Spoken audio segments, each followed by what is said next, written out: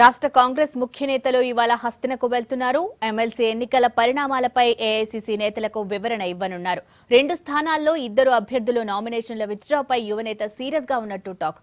అటు గ్రేటర్ ఎన్నికల వ్యూహాలపై కూడా హస్తిన పెద్దలతో డిస్కస్ చేయనున్నారు నేతలు.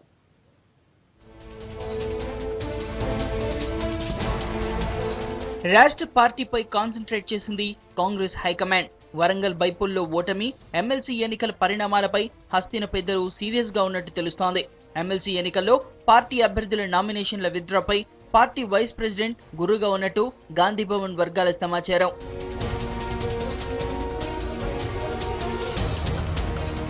వరుస పరిణామాలతో అలర్ట్ అయిన ఢిల్లీ పెద్దలు ఎమ్మెల్సీ ఎన్నికల పోలింగ్ కు ముందే పోస్ట్ మార్టానికి రెడీ అయినట్టు తెలుస్తోంది. అభ్యర్థుల నామినేషన్ విత్డ్రాకు కారణాలు తెలుసుకునే పనిలో పడ్డారు ఢిల్లీ నేతలు. జరిగిన పరిణామాలపై సీరియస్ అయిన పార్టీ పెద్దలు రాష్ట్ర నేతలను ఢిల్లీకి రావాలని ఆదేశించారు. ఏఐసీసీ నేతల పిలుపుతో ఇవాళ ఢిల్లీ ఫ్లైట్ ఎక్కుతున్నారు పీసీసీ ముఖ్య నేతలు.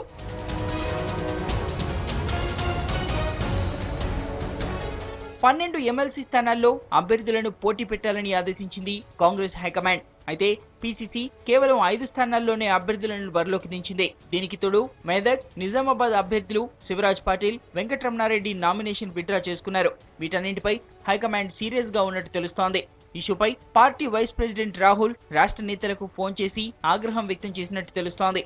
జాతీయ పార్టీ అభ్యర్థులు లోకల్ పార్టీలో చేరడం ఏంటని ప్రశ్నించినట్లు పార్టీ వర్గాల సమాచారం.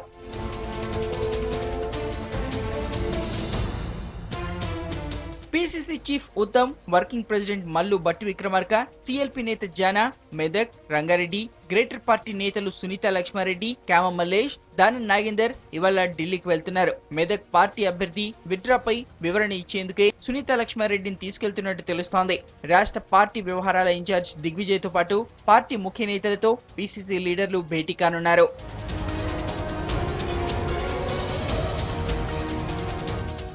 ఎమ్మెల్సీ ఎన్నికలు జరిగే జిల్లాలతో పాటు పార్టీ గెలిచే ఛాన్స్ ఉన్న స్థానాలపై ఢిల్లీ పెద్దలకు వివరించనున్నారు పీసీసీ నేతలు. అటు గ్రేటర్ ఎన్నికల్లో అనుసరించాల్సిన వ్యూహంపై పీసీసీకి దిశానిర్దేశం చేయనుంది హైకమాండ్.